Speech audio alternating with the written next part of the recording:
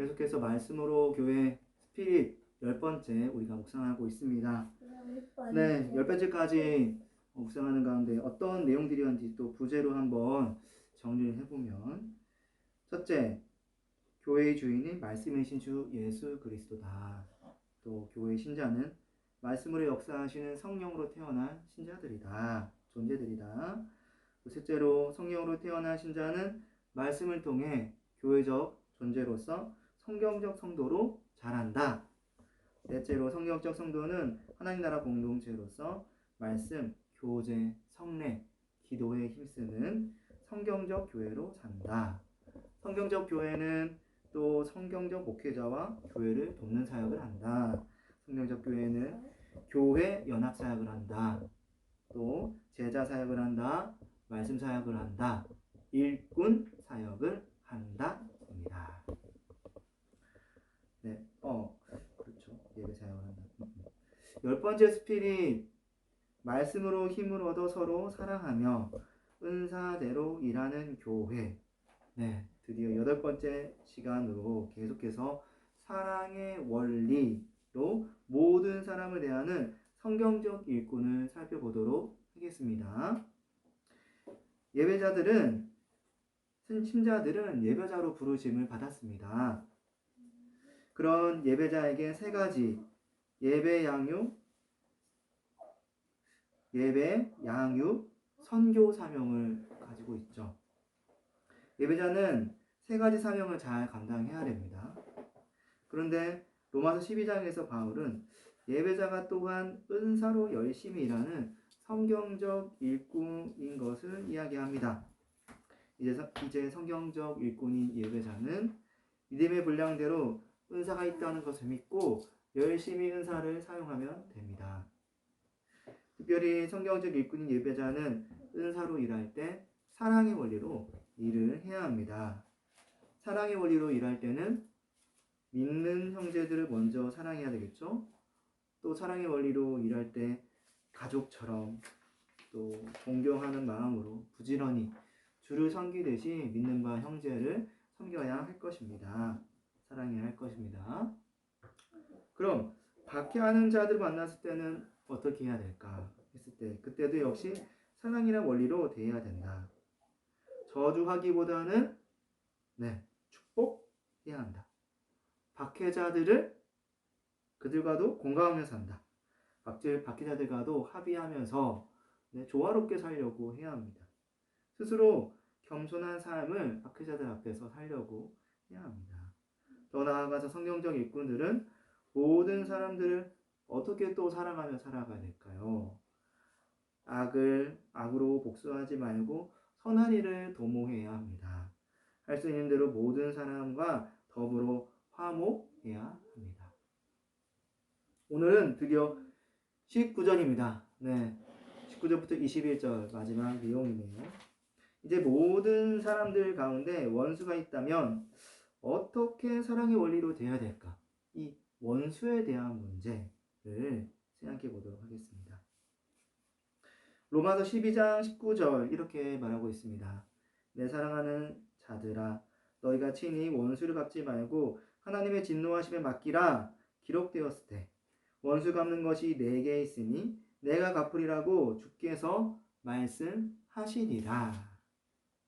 17절을 시작으로 모든 사람에게 사랑의 원리로 대할 것을 이야기하던 바울은 이제 19절에서는 그중 원수가 있어도 사랑의 원리로 대하라고 말합니다. 원수 갚지 말라. 그래서 원수 갚지. 에크디케오입니다. 에크디케오. 복수하다, 원수를 갚다, 처벌하다. 현재 능동태인데요. 이전에 자신에게 어떤 악행을 했던 원수를 말합니다. 그도 알고요, 나도 알아요. 서로 보면 이를 갈 수도 있습니다. 자, 그런 관계이지만 어떻게 한다? 그런 관계이지만 사랑으로 그들에게 친절을 베푼다는 거죠. 그러니까 나에게는 그에게 원수를 갚아야 될 당연한 권리가 있어요. 또 원수의 죄를 법적으로 고발할 권리도 있고요. 또 법적으로 처벌해 달라고 요청할 권리도 내게 있는 겁니다. 그런데 원수를 사랑한다? 어떻게? 친절하게 섬겨줌으로써 라고 하는 겁니다. 고발을 포기하는 거고요. 그리고 처벌해 달라고 말하지 않는 겁니다. 모든 그 처벌을 모든 죄를 심판하시는 하나님께 맡겨드리는 거예요. 그 하나님의 진노의 재판에 맡겨드리는 겁니다. 죄인을 심판한 권리가 하나님께 있고 마지막 날 그 죄를 공명정당하게 심판하실 분이 하나님이시기 때문에 나는 뒤로 물러서는 거예요. 직접 원수를 갚지 않는다. 19절 말씀 이렇게 말하죠. 기록되었을 때 원수 갚는 것이 내게 있으니 내가 갚으리라고 주께서 말씀하시니라.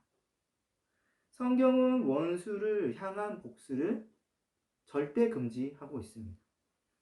복수하는 것은 하나님에게 있다. 하나님께서 갚아주실 것이라고 반복적으로 말하고 있습니다. 사실 이 말은 원수가 없는 사람에게는 그래? 그거 뭐 당연한 거 아니야?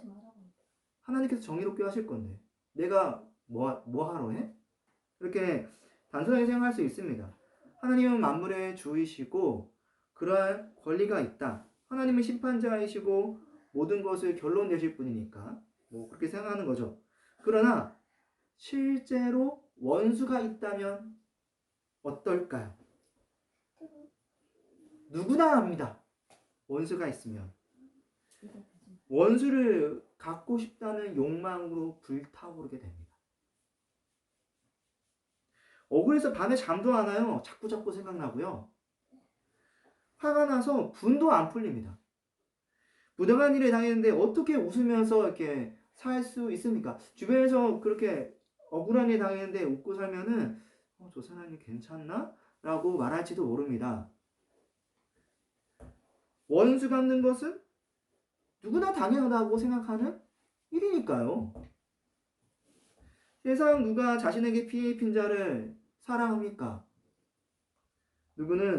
우리는 모든 원수에게 제대로 복수하는 그런 드라마, 영화를 다 좋아하지 않습니까? 통쾌하고 짜릿하다고 생각하고요. 대리 만족해야 합니다. 얼마 전에 인기를 끌었던 더 글로리라는 드라마 기억하시나요? 그것도 원수를 갚는 소재로 하는 영화죠. 한 여고생이 학창시절 학교 폭력을 여러 명에게 당했었는데 이 분이 안 풀리는 거예요. 그래서 이제 학교를 퇴학한다고 외치면서 내가 너희들에게 복수하겠다는 그런 제스처, 그런 표현을 하고 이제 돌아서고 수년간 치밀한 계획하에서 복수를 합니다.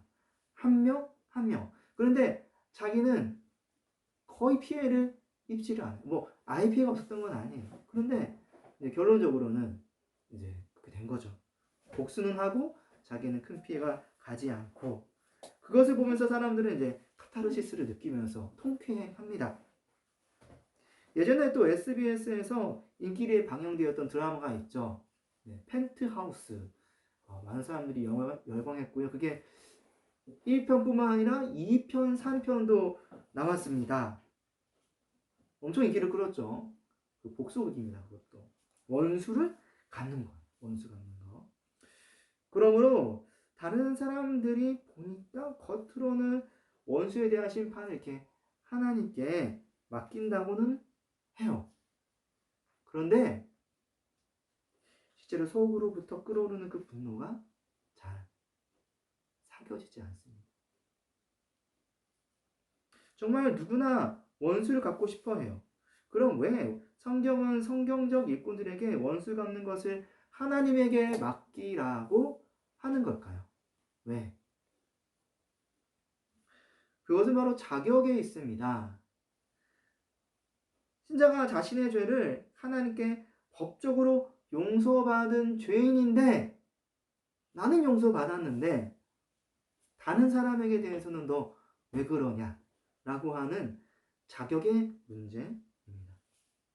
신자는 예수 그리스도의 십자가 형벌 대속적 죽음 그 은혜로 말미암아 모든 죄를 하나님 앞에 씻음 받았습니다. 그래서 신자에게 또 다른 죄인을 사랑하고 섬겨야 될 의무가 있는 거예요. 죄인을 용서하신 하나님의 큰 은혜를 전파할 의무가 바로 신자에게 있는 거예요. 바울도 스스로를 죄인 중 괴수라고 생각하면서 자신이 구원받은 것이 하나님의 크신 긍휼에 의해서 그 긍휼을 드러내기 위해서 그렇다고 성경이 말하고 있습니다. 디모데전서 1장 15절 16절 말씀 이렇게 말하고 있죠. 미쁘다 모든 사람이 받을 만한 이 말이요. 그리스도 예수께서 죄인을 구원하시려고 세상에 임하셨도다 하였도다. 죄인 중에 내가 괴순이라. 그러나 내가 긍휼을 입은 까닭은 예수 그리스도께서 내게 먼저 일체 오래 참으심을 보이사 후에 주를 믿어 영생 얻는 자들에게 본이 되게 하려 함이라. 성경적 일꾼들은 죄인을 구원하신 하나님의 긍휼, 은혜를 드러내야 하는 그런 의무가 있는 겁니다. 우리는 또 다른 죄인에게 하나님의 긍휼을 드러내기 위한 모범이 되어야 하는 거예요. 그런데 구원받았다고 안심하면서 자신에게 원수라고 여겨지는 사람들을 향해서 원수를 갚는다고 한다면 이게 말이 될까요? 그 중에서 마태복음 18장에 등장하는 이 1만 달란트 빚진 자의 그 이야기가 유명하죠. 한 주인이 자신에게 1만 달란트 빚진 종이 빚을 갚지 않아가지고 이제 끌고 와서 빚을 갚으라고 독촉합니다. 그러자 그 1만 달란트 빚진 주인이 주인에게 불쌍히 여겨달라고 이렇게 부탁을 합니다. 그러니까 그 주인은 그 1만 달란트 빚진 종을 용서해줘요. 호탕하게 대인배 이렇게 한 거죠. 상감해 줍니다. 그랬더니 1만 달란트 탕감받은 종이 밖에 나가서는 어떻게 했냐면 100데나리온 자신에게 빚진 자를 본 거예요. 그러니까 멱살을 잡아가지고 빚을 갚으라고 요구했고, 그래서 이제 끌고 가서 독촉해도 안 되니까 감옥에 넣어버린 겁니다. 이 소식을 들은 그 주인은 어떻게 했을까요? 그 소식을 듣고 나서 그 1만 달란트 빚진 종을 데리고 와서 그도 그 빚을 갚도록 요구하며 감옥에 넣어버립니다. 그렇습니다. 예수 피로 법적으로 모든 죄를 용서받은 것이 신자입니다. 그런데 원수를 스스로 고발하고 처벌할 권리가 있다? 없다? 라고 하는 거죠. 이미 하나님께서 원수 같이 여기던 나를 예수 그리스도의 피로 용서하셨기 때문입니다. 다른 문제들도 많이 있습니다. 아까 잠깐 이야기했던 그런 심판 자격의 문제도 있지만 사실 최종 심판의 주인이 하나님이시라는 거예요. 최종 심판의 자에 대한 문제도 있는 겁니다. 아까 말씀드렸던 것처럼 DKO, 처벌에 대한 이야기입니다. 법적으로 이제 판결을 내릴 그런 것에 대해서 하지 마라. 하나님께서 최종적으로 넌 죄인, 심판, 그러한 권리가 하나님에게 있는 것인데 우리가 죄 씻음 받은 자인데 그런 내가 뒤에서 이제 있어도 못할 망정 앞에 툭 나와가지고 저 사람입니다 하면서 이렇게 정죄하고 하는 것, 이것이 성경적으로 하나님께서 보실 때 안 맞다라는 거예요. 달리 표현하면은 교만하다. 이제 다 죄 씻음 받았다고 옛날에는 다 잊어버리고 이렇게 하나님의 자리에 앉아서 자신이 다른 죄인들을 심판하려고 한다. 교만하다라고 하는 겁니다. 정의롭게 심판하는 문제에서도 그렇습니다. 정의롭게 심판할 수 있을까요, 사람이? 우리는 불완전한 존재이기 때문에 한번 내가 이걸 심판한다 그러면 끝을 봅니다. 아니죠. 배를 얹습니다. 우리가 원수 갚는다고 하면은 그냥 우리가 당한 것만 하나요? 그렇지 않죠, 누구나. 문제가 생기는 거예요. 심하게 될 수도 있고 덜해도 문제. 덜한 다음에 또 한번 이거 가지고 안에 다시 또 할 수도 있고. 그러니까 의롭게 재판할 수 없는 자가 어떻게 재판을 하냐라는 겁니다.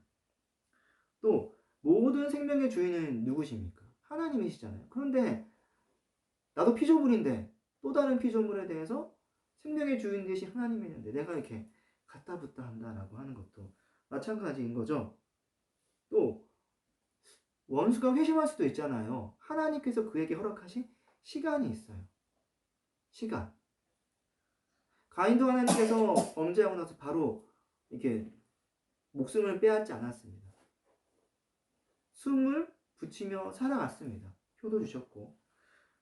그러한 모든 것을 그 과정들을 행하시는 분, 또 결론 내리시는 분이 하나님에게 있는데 우리가 회개할 기회조차 뺏어버리고 넌 그런 것도 없어도 싸 하면서 원수를 갚는다. 이게 맞냐는 이야기입니다. 원수와 회개할 기회마저 빼앗아 버린다. 그냥 회개하지 않는 것을 기정사실처럼 여기는 거예요. 그래서 뭐 회개하든 말든 나는 그건 모르겠고 그냥 무조건 원수 갚는 그거에만 집중한 거예요. 뭐 저 사람이 지었으니까 한 일은 맞죠. 맞기는 맞죠. 그런 태도는 죄의 본성에 따라 움직이는 그 옛사람의 모습같이 보이지 않나요? 원수는 절대 회심하지 않는다. 그럼 바울은 어떻게 합니까? 바울은 원래 그리스도인들을 박해하는 자였는데 원수였거든요. 자, 당시 초대교회 사람들에게 바울은 형제자매를 감옥에 보내고 그 귀한 집사 스데반 집사를 돌로 쳐 죽이는데 1등력 발한 그런 자였습니다. 그런 그도 예수님의 은혜로 회심했단 말이에요. 회심했어요. 바울이 회심 후에는 초대교회 사람들이 바울을 원수로 여기면서 너도 한번 당해봐라. 돌로 쳐 죽였나요? 오히려 나중에 베드로는 바울을 이방의 사도로 인정해주면서 압수를 했습니다. 갈라디아서 2장 8에서 9절 말씀에 이렇게 말하죠. 베드로에게 역사하사 그를 할례자의 사도로 삼으신 이가 또한 내게 역사하사 나를 이방인의 사도로 삼으셨느니라.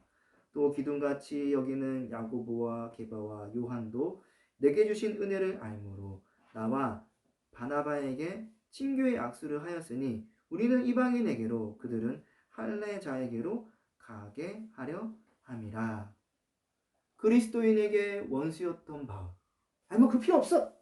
넌 우리 많은 사람들을 그리스도인들 죽이 그런 장본인이야. 베드로가 바로 칼 들고 와서 이제 등에 칼 꽂았나요? 친교의 악수를 했단 말이에요. 바울에게 주신 은혜. 왜 하나님께서 그 바울의 인생을 인도하신 그 은혜를 베드로가 인정했다는 거예요. 그래 내가 너가 그런 자인 거 안다. 하지만 하나님은 그를 통해 예수님께서 하신 그 일을 행하시려고 한 거다. 너도 은혜로 구원받은 자다. 인정도 해줬고 사도로도 인정해주고 원수인데 가능할까요? 가능했다는 게 문제인 겁니다. 우리에게는. 우리도 그 길을 가야 하는 것이죠. 우리는 곰곰이 생각할 것은 왜 우리는 이렇게 원수 갚는 것을 본능적으로 좋아하고 옳다고 생각하느냐? 라고 하는 원초적인 이유입니다. 마귀, 디아블로스, 중상자, 비방자, 고소자, 고소한 자. 날마다 하나님께 하나님 저 사람, 하나님 저 사람, 저 사람 죄인이요, 저 사람 망해야 돼요, 저 사람 지옥 가야 돼요, 저 사람 뭐 잘못했고요, 저 사람은 쳐죽여 마땅한 사람입니다. 누가요? 마귀가 그런다는 거예요. 고소, 고발, 난발하면서 저 사람 이제 귀에 필요 없어요. 마귀가 항상 눈에 보지도 않는데 그렇게 한다는 거예요. 마귀는 원래 그런 사람이었습니다. 그런 영적인 존재였어요. 죄의 노예가 되어 마귀의 지배를 받고 사는 모든 자들, 죄 가운데 태어난 사람은 모두 그러한 본성을 태어나고 지니고 태어난다라는 거예요. 이게 바로 원죄라고 하는 것이죠. 자기의 죄는 보지 못한 채 다른 사람의 죄를 비방하는 거 너무 좋아하는데 원래 안 그랬어요. 범죄하기 전에. 근데 아담이 범죄한 후 그 원죄로 말미암아 그게 우리의 본성처럼 있는 거예요. 아니 자기의 죄는 보지 않아요 그냥. 그리고 계속 다른 사람의 죄만 봐요. 저 사람 뭐 잘못했고 고발해야 되고 다 망해야 돼. 다 죽어야 돼. 요즘 뭐 같이 다 죽자. 악에 치받는 사람들이 그런 말을 이렇게 함부로 하는 시대죠 요즘은. 그래서 많은 사람들에게 그냥 죄 없는 사람들이 범죄를 저지르기도 하고 하는데, 그래서 다른 사람들이 그 죄 때문에 수치와 모멸, 절망에 빠지는 거, 그런 것을 바라는 거예요. 죄 가운데 태어난 모든 사람이 그런 특성을 가지고 있습니다. 그래서 모든 다른 사람의 죄를 비방하고 고소고발하는 것을 자연스럽게 생각하고 이게 당연하다. 원초적인 본능인데 왜 뭐라 하냐? 근데 원래는 안 그랬다니까요. 첫사람 아담은 안 그랬어요. 성경은 성령으로 거듭난 신자들에게 이런 옛사람의 습관에 대해서 경고합니다. 에베소서 4장 26절부터 27절 말씀입니다. 에베소서 4장 26절 27절 찾으셨죠? 분을 내어도, 이거 분노입니다. 분을, 그러니까 나에게 어떤 범죄했던 사람 때문에 분노하는 거예요.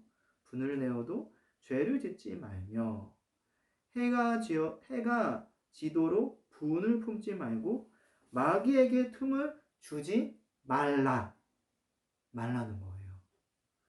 다른 사람의 죄에 대해서 분노하는 거, 그래요. 할 수 있어요. 어떻게 사람이, 그쵸? 아직 우리는 완전하지 않으니까. 그런데 오늘 말하죠? 해가 지기 전, 지도록 하지 마. 품지 마. 용서하라는 겁니다. 그렇게 해서 마귀에게 틈을 안 주는 거예요. 왜냐하면은 내가 구원받은 자고 새 생명이 있는 자인데 나에게 하나님의 그 성령, 그 예수의 영, 그 은혜와 긍휼의 영이 있다고 하면서 어떻게 죽일 듯이 그를 바라보면서 정죄하냐는 겁니다. 그렇게 하는 것은 마귀에게 틈을 주는 거다. 옛사람 그 마귀의 노예가 되었던 때와 마찬가지의 모습을 바라고 있는 것이 아니냐라고 오늘 말씀이 이야기하고 있는 겁니다. 내 죄 사해 주신 예수 그리스도, 그 하나님의 큰 은혜를 기뻐하며 긍휼의 몸으로 살아야 될 우리 새 사람 아닙니까? 그러므로 성경적 일꾼인 예배자는 사랑의 원리에 따라 모든 사람 중에 원수가 있어도 친히 원수를 갚지 말고 하나님의 진노하심에 맡겨야 합니다. 예수님은 성경적 일꾼들에게 원수를 사랑해야 할 것을 사실 직접 이야기하셨어요. 마태복음 5장 43절부터 44절이죠. 제가 한번 읽어보겠습니다. 또 내 이웃을 사랑하고 내 원수를 미워하라 하였다는 것을 너희가 들었으나 나는 너희에게 이르노니 너희 원수를 사랑하며 너희를 핍박하는 자를 위하여 기도하라. 놀랍죠? 당시 유대인들은 이웃 사랑은 원수들하고는 절대 할 수 없다고 말했습니다. 이웃 사랑은 누구다? 유대인. 우리 동족 유대인만. 유대인 중에서도 괜찮은 사람들. 랍비의 전통대로 율법을 준행하면서 이렇게 살아가는 그 사람, 이웃은 내가 정하는 거예요. 그래가지고 그 이웃, 그 해당한 이웃에게만 이웃 사랑을 하는 겁니다. 원수는 미워해야 될 존재로 가르쳐졌습니다. 눈에는 눈, 이에는 이. 이렇게 원수를 생각했어요. 유대인들은 자신을 압제하는 로베한 사람들을 그렇게 생각했습니다.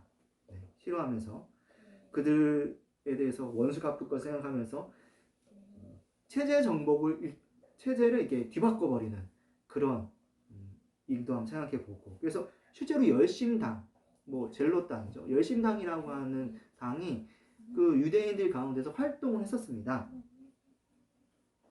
그런데 예수님은 그런 당시 유대 랍비와는 전혀 다른 성경 해석을 이야기합니다. 이것이 사실 성경이 말하는 본질이죠. 이게 사실 하나님 말하는 본질. 원수를 사랑하라 라고 하는 겁니다. 사랑받을 만한 사람만을 사랑하는 것이 아닙니다. 원수도 사랑하는 것이 하나님의 사랑이라고. 그래서 하나님이 세상을 이처럼 사랑하사 독생자를 주셨으니 이는 저를 믿는 자마다 멸망하지 않고 영생을 얻게 하려 하심이라 라고 하는 그 요한복음의 유명한 말씀이 자꾸 회자되고 있는 겁니다. 이것이 그리스도인들의 사랑입니다. 그래서 예수님은 우리를 핍박하는 자들을 위해서 기도하라고까지도 이야기합니다. 그들이 자신의 죄를 깨달을 수 있도록 말입니다. 그 죄를 깨달아서 돌이켜 그들도 구원받을 수 있도록 말입니다. 원수를 위한 기도를 한다? 그것이 바로 예수님이 말씀하시는 이웃 사랑의 방법입니다. 구약에서 다윗도 원수를 사랑했어요. 그 원수 사울. 그러니까 그 사울에게 원수를 갚지 않고 그냥 하나님에게 맡겼죠. 이게 되게 유명한 사건입니다. 사무엘상 24장 이야기인데요. 그 다윗이 이때는 아직 이스라엘의 왕이 되기 전 이야기고요. 사울 왕은 자기의 아들이 아니에요. 아들이 아닌데 이 다윗이 이제 하나님으로부터 선택받고 기름 부음 받고 그래가지고 다음 이스라엘 왕으로 될 것 같은 상황이 돼야니까 이제 안 되겠다 싶어가지고 그 다윗 왕을 죽이려고 이게 돌아다닌 거예요.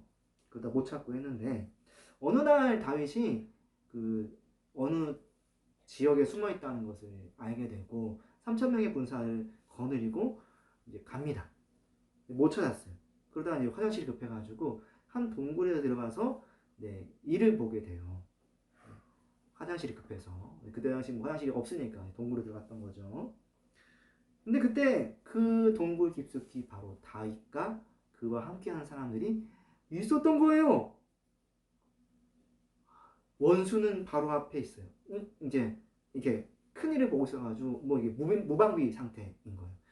이제 그 원수 사울을 이렇게 뒤에서 탁 없애기만 하면 이제 다윗은 자유로운 거예요. 하면 되는데 그때 사무엘상 24장 4절 말씀은 이렇게 이야기합니다. 다윗의 사람들이 이르되 보소서 여호와께서 당신에게 이르기를 내가 원수를 내 손에 넘기리니 내 생각에 좋을 대로 그에게 행하라 하시더니 이것이 그날 이더이다 하니 다윗의 행동은 다윗이 일어나서 사울의 겉옷자락을 가만히 베니라. 다윗 사람들은 이건 하나님 주신 기회입니다. 하세요. 다 인정했어요. 원수 받는 거 당연한 거 아닌가? 하나님 주신 기회니까 그렇게 사실 보입니다. 그런데 다윗은 사울을 이렇게 없애지 않고 그의 그냥 단지 옷자락만 살짝 베는 거예요. 그리고 이제 볼일 다 보고 멀리 떠나는 사울을 향해서 탁 나타나가지고 이렇게 말합니다.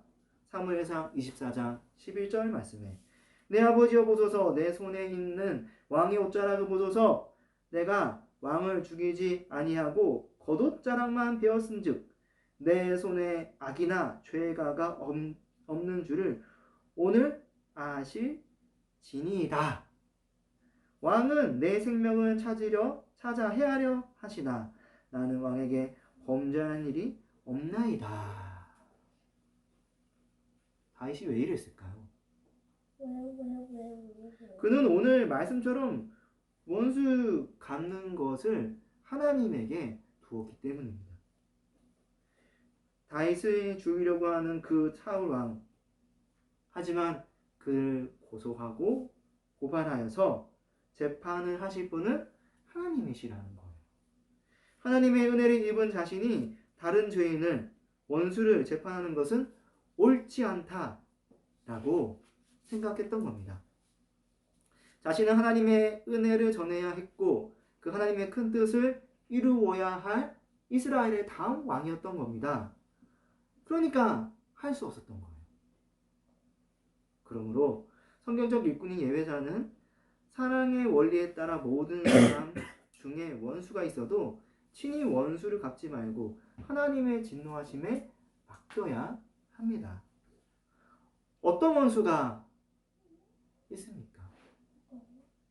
세상 사람인가요? 아니면 혹시 예수 믿는다고 하는 신자들 가운데 다른 교회 저 멀리에 혹시 있나요? 그 어떤 사람 그 누구라 할지라도 우리는 원수를 처분할 것 하나님에게 맡겨야 합니다. 그것이 십자가 은혜로 죄사함 받은 자가 취해야 할 태도입니다. 마귀 죄의 노예에서 벗어난 신자입니다. 하나님의 은혜로 기쁘게 사는 비결 바로 여기에 있습니다. 죄에서 벗어나는 것. 하나님의 은혜를 나타내는 모범이 되어야 합니다. 오히려 원수를 갚는 화신이 되어서는 안 됩니다. 하나님이 기뻐하시지 않습니다. 그렇게 원수 갚는 것보다 더 이상한 것 신자에게는 없습니다. 어쩌면 세상 사람들이 비웃을지 몰라요. 교회도 다 똑같다고 말입니다. 계속해서 바울은 모든 사람 중에 원수가 있더라도 어떻게 사랑의 원리로 대해야 할지를 이야기합니다. 로마서 12장 20절 말씀에 내 원수가 줄이거든 먹이고 목마르거든 마시게 하라. 그리함으로 내가 숯불을 그 머리에 쌓아 놓으라. 바울은 원수의 처벌뿐 아니라 원수에게 친절하고 또 섬기고 하라고 하고 있습니다. 어떤 친절, 어떤 섬김입니까? 오늘 말씀을 보면 그렇게 말하죠. 먹을 것이 없어 줄이고 있다면 먹을 것을 줘라. 마실 것이 없어서 목말라 하거든 마시게 하라. 즉 생명을 유지하는 데 필요한 기본적인 것들이 없어서 위기, 어려움에 처해 있다면 그런 원수 내버려 두지 말고 친절을 베풀라는 것입니다. 만약 옷이 없다면 옷을 줄 수도 있어야 됩니다. 잘 곳이 없어서 밖에 나앉게 되었다면 그것을 보고 비웃을 것이 아니라 이게 좀 방에 와서 며칠이라도 좀 묵을 수 있게끔 해주는 것, 이런 것을 말하고 있는 거죠. 불의한 일로 위기에 처해 목숨을 잃을 상황에 있는 원수 도우라는 겁니다. 바울은 원수라 하더라도 그냥 죽도록 내버려 두지 말고 은혜를 베풀라고 말을 하는 거예요. 왜 이렇게 행동해야 할까요? 원수의 깊은 뉘우침과 회개를 위해서. 로마서 12장 20절 아까 읽었지만 다시 한번 뒷부분을 보면 이렇게 말합니다. 그리함으로 내 숯불을 그 머리에 쌓아 놓으라. 쌓아 놓아라. 바울은 우리가 위기에 처한 원수에게 베푼 친절이 그들의 머리 위에 숯이 될 것이다. 숯불이 될 것이다. 이렇게 말해주고 있습니다. 우리가 위기에 처한 원수를 생명 구하고 구해주면 그들의 머리 위에 자꾸 숯불이 쌓이는 거예요. 또 쌓이고 또 쌓이고 또 쌓이고. 숯불이 머리 위에 쌓이면 어떻게 되나요? 숯은 불과 같이 순식간에 활활 타오르지는 않아요. 그렇죠? 큰 불을 일으키지는 않고 은은하게 일정한 온도를 유지하면서 불탑니다. 뭐 연기도 안 납니다. 연기도 별로 안 나요. 그래서 숯불이 머리 위에 있게 되면은 순식간에는 안 뜨거울 수 있어요. 약간 참을 수 있습니다. 뭐 연기도 별로 안 나니까. 아주 센 불은 아니어도 하지만 네, 서서히 뜨거움이 느껴지게 되고요. 전달해서 온 얼굴이 벌게지는 거예요. 숯불이 머리 위에 많으면 많을수록 금세 벌게지겠죠. 연기 안 피려 오르는데 은은하게 이렇게 막 얼굴이 달궈지게 되는 거예요. 즉, 그 원수가 우리의 친절, 그런 성기 때문에 그래, 난 당연히 받아야 돼. 절대 이렇게 생각 못 한다는 거예요. 부끄러워요. 스스로가. 스스로가 했던 악행들이 자꾸 생각나요. 그것 때문에 얼굴이 벌게진다는 겁니다. 자꾸 떠오르고요. 그리고 결국 후회하고 자신이 과거에 저질렀던 그런 악행들을 뉘우치게 되고 반성하게 되고 회개하게 되는 겁니다. 회개합니다. 이러한 일을 우리가 해나가는 거예요. 그러므로 성경적 일꾼인 예배자는 사랑의 원리에 따라 위기에 빠진 원수에게 친절과 섬김을 베풀어 그들 스스로 죄를 깨닫게 해야 한다라고 하는 겁니다. 아나니아 사건을 혹시 아십니까? 바울의 머리 위에 숯불을 올려놓은 놀라운 인물. 바울의 머리 위에 숯불을 누가 올려놨다는 게 혹시 느껴지시나요? 바울도 그런 일이 있었다. 사울이던 시절이죠. 사울이기도 하고 바울이기도 한데, 자, 그는 그리스도인을 붙잡아 옥에 가두어 다메섹으로 가던 길에 하나님을 만났어요. 예수 그리스도를 만났죠. 그래서 예수님께서 사울아 사울아 어찌하여 내가 나를 박해하느냐? 주여 니시니까 나는 내가 박해하는 예수라. 이때 그는 환상 중에 예수님이 하늘에 계신 것, 그리고 그가 하나님의 우편에 앉아 계신 것, 하나님의 아들이시오, 만물을 다스리는 주시오. 그가 죽었다고 이야기 들었는데 부활했고 승천해서 하나님에게 계시구나. 와, 내가 잘못 알았네? 그는 유대인, 그것도 공부를 잘 가멜리엘 문화에서 잘 배운 바리새인이었습니다. 그가 알고 있었던 모든 상식과 개념이 다 순식간에 와르르 무너지는 순간이었죠. 그는 혼란스러웠어요. 그런 혼란스러운 가운데 이제 눈이 먼 상태가 되었고요. 눈 먼 상태에서 그는 사람들에게 끌려서 다메섹에 갔어요. 원래 다메섹에 그 신자들, 그리스도인들 붙잡아서 이제 옥에 가두고 넘기려고 했던 그곳인데 거기 그냥 패배한 자로서 가게 된 거죠. 네. 혼란스러운 그때 바울에게 찾아온 사람이 바로 예수님이 보낸 아나니아입니다. 아나니아. 예수님은 환상 중에 다메섹에 있는 그 아나니아라고 하는 제자에게 나타나서 그를 눈먼 사울에게 보냅니다. 처음 아나니아는 그리스도인 원수 사울에게 가기를 거절했어요. 마치 요나처럼 말입니다. 사도행전 9장 13절에서 14절 말씀에 이렇게 말하죠. 아나니아가 대답하되 주여 이 사람에 대하여 내가 여러 사람에게 들었사온즉 그가 예루살렘에서 주의 성도들에게 적지 않은 해를 끼쳤다 하더니 여기서도 주의 이름을 부르는 모든 사람을 결박할 권한을 대제사장들에게 받았나이다 하거늘. 싫다는 거예요. 나도 가서 죽을 수도 있는데 원수에게 왜 가냐? 라는 거죠. 그때 예수님이 말씀하십니다. 15절 16절 말씀에 주께서 이르시되 가라 이 사람은 내 이름을 이방인과 임금들과 이스라엘 자손들에게 전하기 위하여 택한 나의 그릇이니라. 그가 내 이름을 위하여 얼마나 고난을 받아야 할 것을 내가 그에게 보이리라 하시니. 아나니아는 하나님께 기도하던 눈먼 사울에게 찾아갑니다. 결국 마음속으로 울었을지는 몰라요. 하지만은 굳은 결단을 하고 간 겁니다. 가서 기도해주고 안수해주고, 그러자 바울의 눈에 있던 그 비늘 같은 것이 벗겨졌다고 성경은 말을 합니다. 다시 보게 됐어요. 그날 바울은 세례를 받고 다메섹에서부터 이제 예수는 하나님의 아들이라고 선포하기 시작합니다.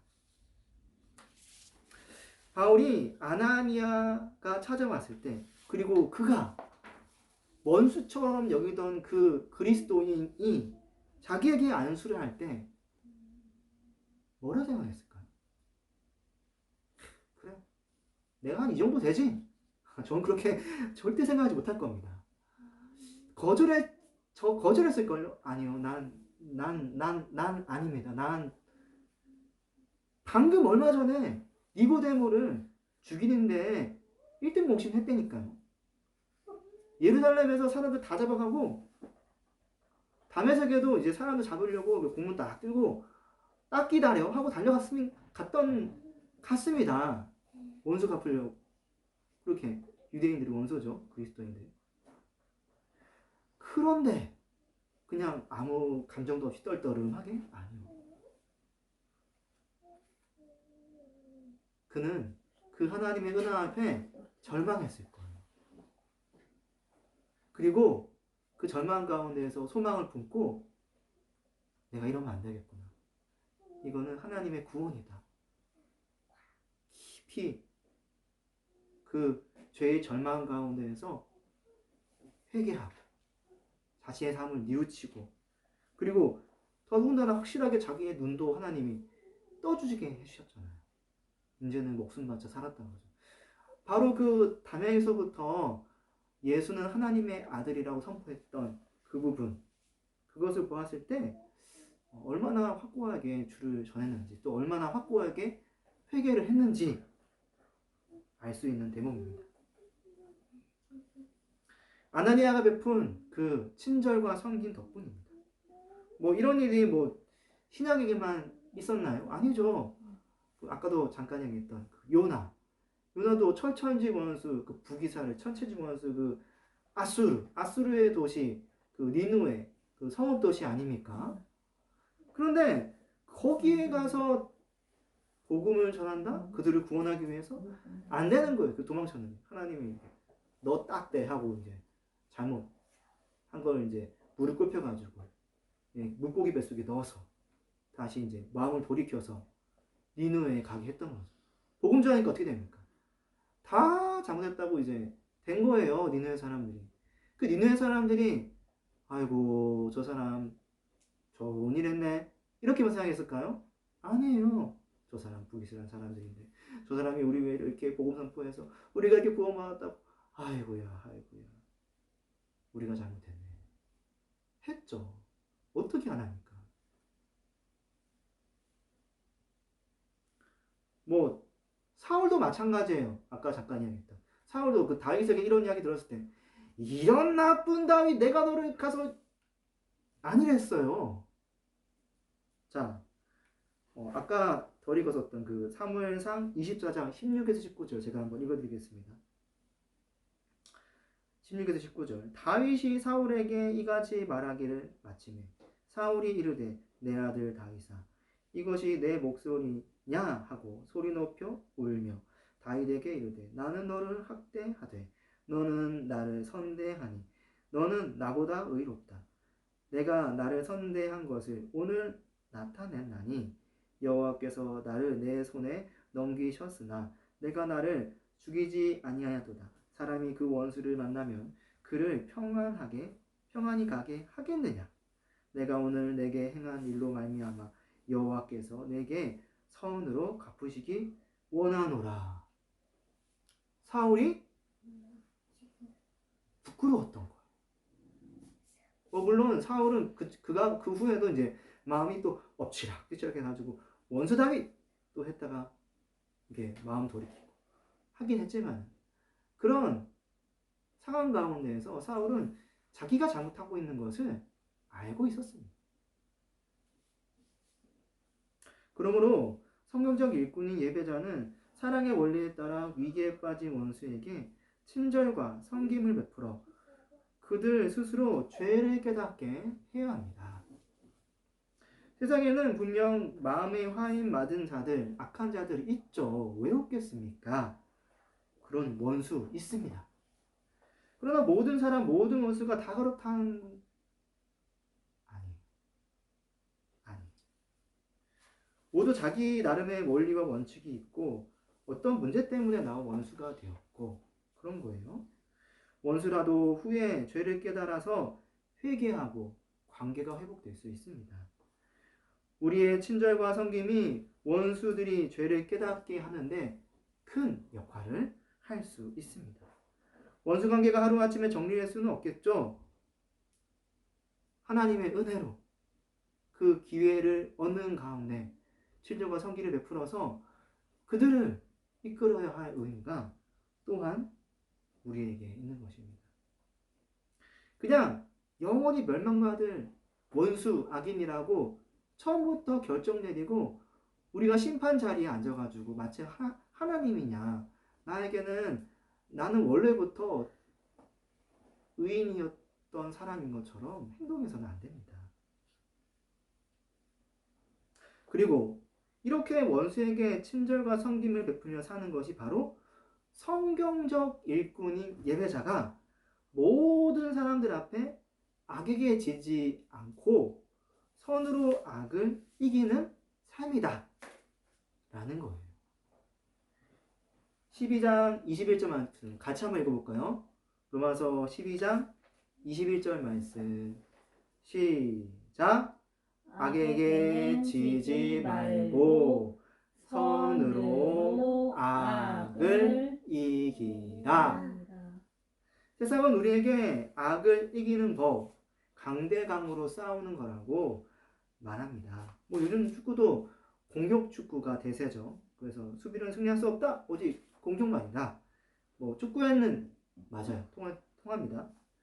악을 이기는 방법은 악을 공격하는 것뿐. 하지만 성경은 아니라는 거예요. 그렇게 계속 싸우면은 결국 이 땅에서 화목하게 살아갈 수 없습니다. 악인과 싸우며 살고 그러면 서로 상처 입고 누군가 또 죽고 또 복수하게 되고 그 악순환의 고리가 연결되는 거예요. 원수는 원래부터 원수니까 더 악을 부리며 살겠죠. 성경이 말하는 성경적 일꾼의 삶, 사랑 이것이 유일하게 악에게 지지 않고 선으로 악을 이기는 길입니다. 세상 사람들은 하나님의 은혜가 아닌 이상, 복음이 아닌 이상 스스로는 그 악에서 헤어나올 수 없습니다. 원수를 갚고 복수를 하고 또 원수를 갚고 하는 그 인생의 쳇바퀴 가운데 살아갈 수밖에 없어요. 그게 그들의 원래 모습이니까요. 하지만 우리는 그래서는 안 된다는 거예요. 우리까지 그래서는 안 된다는 거예요. 기회가 왔을 때 원수가 위기에 있을 때 그들을 돕고 섬기고 친절을 베풀고 마음을 풀고 그렇게 그들을 인도하는 것이 성경적 일꾼이다. 악을 이기기 위해서 선을 베푸는 것이다. 그 악순환의 고리를 끊어야 합니다.